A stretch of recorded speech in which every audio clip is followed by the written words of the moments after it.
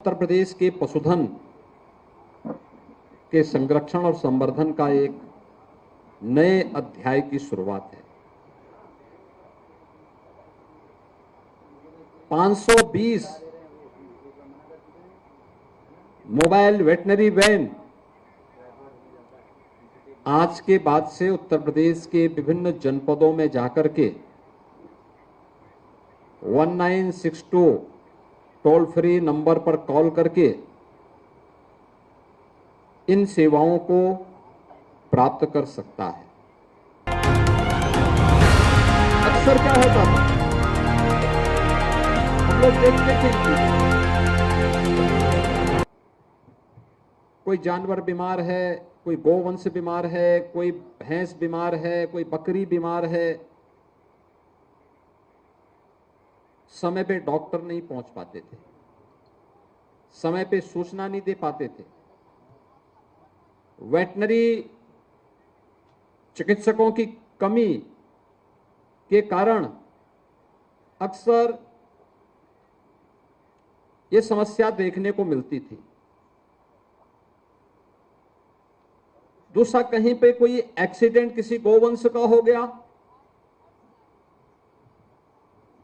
किसी भैंस का हो गया, किसी बकरी का हो गया, समय पे उसको उपचार की सुविधा नहीं मिल पाती थी। ये मोबाइल वेटनरी वैन अब प्रदेश के 5 जोन में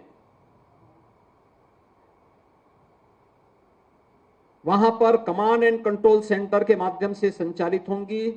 प्रदेश के माध्यम से इनकी मॉनिटरिंग होगी और रियल टाइम मॉनिटरिंग के माध्यम से न केवल हमें जानने का अवसर प्राप्त होगा कि कौन सी जोन में कैसा कार्य हो रहा है, बल्कि पशुपालकों के अमूल्य निधि के माध्यम से उत्तर प्रदेश को एक बार फिर से हम लोग दुग्ध उत्पादन के नंबर 1 ही नहीं, बल्कि इससे भी कई आगे बढ़ करके लाखों लोगों के जीवन में परिवर्तन लाने का कार्य कर पाएंगे।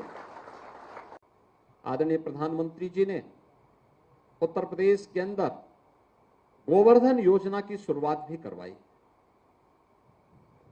अब उसके माध्यम से उत्तर प्रदेश के अंदर गोवंश के द्वारा, यानी जो गाय का गोबर है, यह अतिरिक्त आमदनी का स्रोत किसानों के लिए बनेगा। बायोफ्यूल की यूनिट लग रही है यूपी के अंदर, वह अतिरिक्त आमदनी का स्रोत भी बनेगा और ये कार्यक्रम युद्ध स्तर पर चल रहे हैं। गाय के गोबर से आज उत्तर प्रदेश में कुछ जनपदों ने पेंट बनाने का काम भी किया है और हमारा प्रयास होना चाहिए कि इस पेंट को ब्रांडिंग करते हुए इसे हम सब्सिडी दें और इसको खूब हाईलाइट करें और प्रयास करें कि हर देव स्थलों पर, अपने घरों की लिपाई पुताई पर इस पेंट का इस्तेमाल करें। राज्य सरकार इसको लेकर के एक नए कार्यक्रम को लेकर के आगे बढ़ेगी। पिछले 6 वर्ष के अंदर आदरणीय प्रधानमंत्री जी के मार्गदर्शन में, उनकी प्रेरणा से उत्तर प्रदेश के अंदर गोवंश के संरक्षण और उसके संवर्धन के लिए अनेक प्रयास किए। अन्नदाता किसानों के जीवन में परिवर्तन हो, उनकी आमदनी कई गुना बढ़े, इसके लिए तो प्रयास हुए ही, लेकिन साथ साथ अन्नदाता किसानों की फसलों को भी सुरक्षित रखा जा सके, इसके लिए पशुधन विभाग के द्वारा अनेक कार्यक्रम प्रारंभ किए गए। ये कार्यक्रमों की अपनी एक लंबी श्रृंखला है। आज भारत सरकार के साथ मिलकर के हम लोग नस्ल सुधार की दिशा में भी एक बड़े अभियान को आगे बढ़ा रहे हैं।